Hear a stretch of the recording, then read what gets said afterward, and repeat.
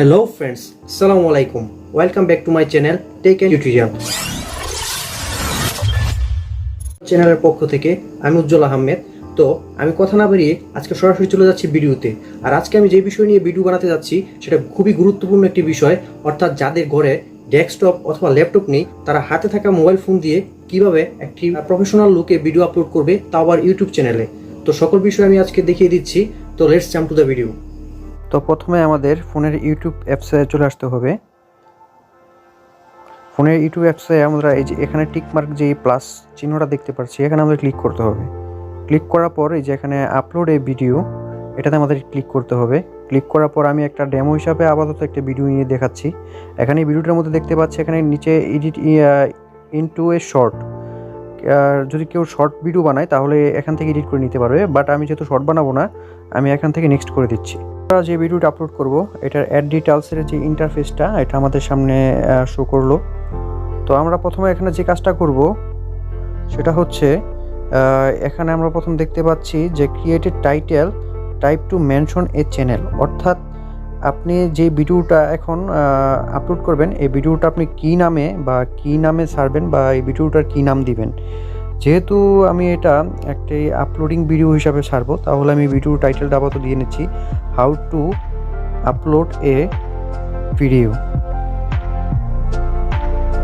On YouTube channel.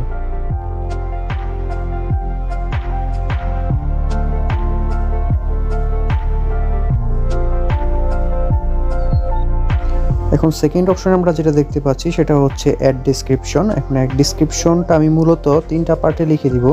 প্রথম পার্টে যেটা দিব সেটা হচ্ছে অ্যাবাউট ভিডিও, মানে আমি ভিডিও সম্বন্ধে কিছু লিখে দিব, এবং সেকেন্ড পার্টে আমি কিছু লিঙ্ক দিয়ে দিব। থার্ড পার্টে আমি আমার ইমেল অ্যাড্রেস বা বিভিন্ন ধরনের মেইল অ্যাড্রেসগুলো আমি দিয়ে দিতে পারি।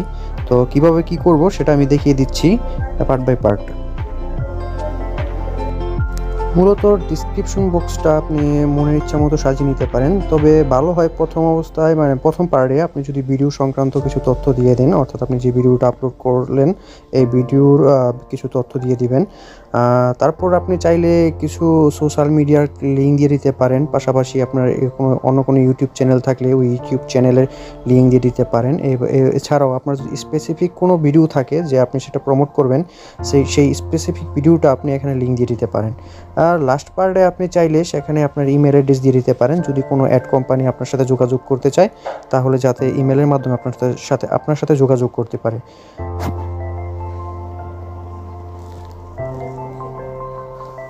তো আমি অ্যাবাউট ভিডিওতে লিখে দিলাম this video is meant for newbies to understand how to submit a video on YouTube properly। আর সাথে আরও কিছু লাগিয়ে দিতে পারেন, যেহেতু আমি ডেমো আমি অত কিছু লাগাচ্ছি না। এখন আমি সেকেন্ড স্টেপে চলে যাচ্ছি। সেকেন্ড স্টেপে আপনার যেটা হচ্ছে লিঙ্ক। এখন লিঙ্কে যে আপনি আপনার সোশ্যাল মিডিয়া অথবা ইউটিউব অন্য কোনো চ্যানেল থাকলে ওই ইউটিউব চ্যানেলের লিঙ্ক দিয়ে দিতে পারেন, পাশাপাশি যদি কোনো ভিডিও প্রমোট করতে চান ওই ভিডিওর লিঙ্ক দিয়ে দিতে পারেন।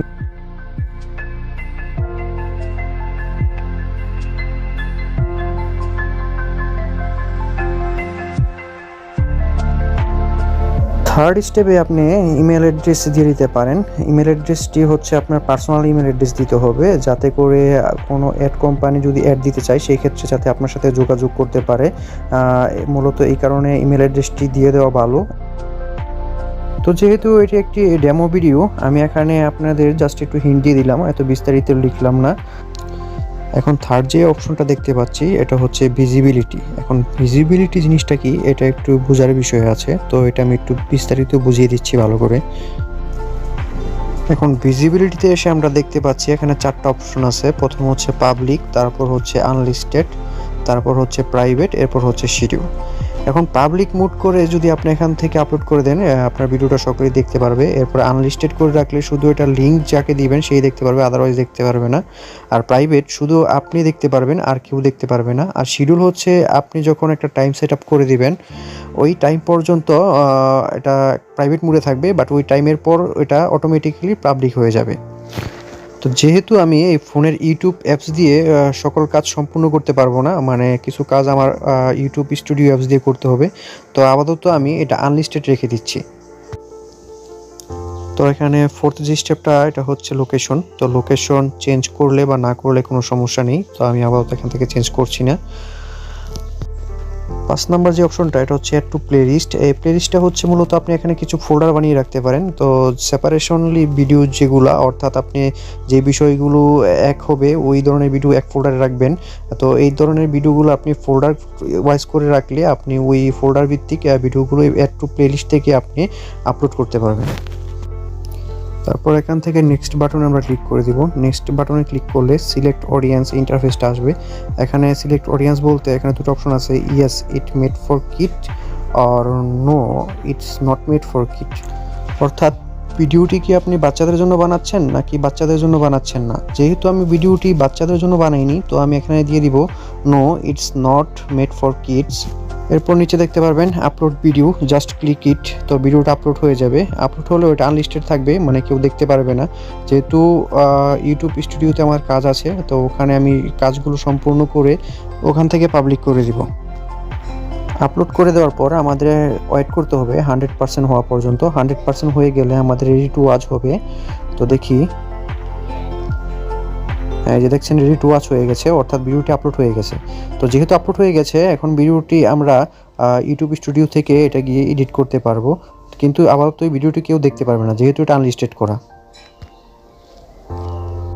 আমরা চলে যাব ইউটিউব স্টুডিও অ্যাপসে। ইউটিউব স্টুডিওর লিঙ্কটা আমি ডিসক্রিপশন বক্সে দিয়ে রাখবো, কারণ এটা অনেকের কাছে থাকে না। ওই ডিসক্রিপশনের বক্সের লিঙ্ক থেকে আপনারা ডাউনলোড করে নেবেন। ইউটিউব স্টুডিও অ্যাপসে আসার পর আমরা নিচে একটা অপশন দেখতে পারবো কন্টেন্ট। এই কন্টেন্টে আমরা ক্লিক করে দিব। ক্লিক করার পর আমরা দেখতে পাচ্ছি আমাদের ভিডিওটি এই জায়গায় চলে এসেছে। এবার ভিডিওর কর্নারে আমরা যে 3 ডটের চিহ্নগুলো দেখতে পাচ্ছি এখানে ক্লিক করে দেব। ক্লিক করার পর এখানে আমাদের বিভিন্ন অপশন আসবে। বিভিন্ন অপশনের মধ্যে আমাদের যেটা কাজ করতে হবে সেটা হচ্ছে এডিট অপশন নিয়ে। তো আমরা এডিটে ক্লিক করে দিলাম। এডিটে করে দেওয়ার পর আমরা দেখতে পাচ্ছি এখানে এডিট ভিডিও অপশন আসছে।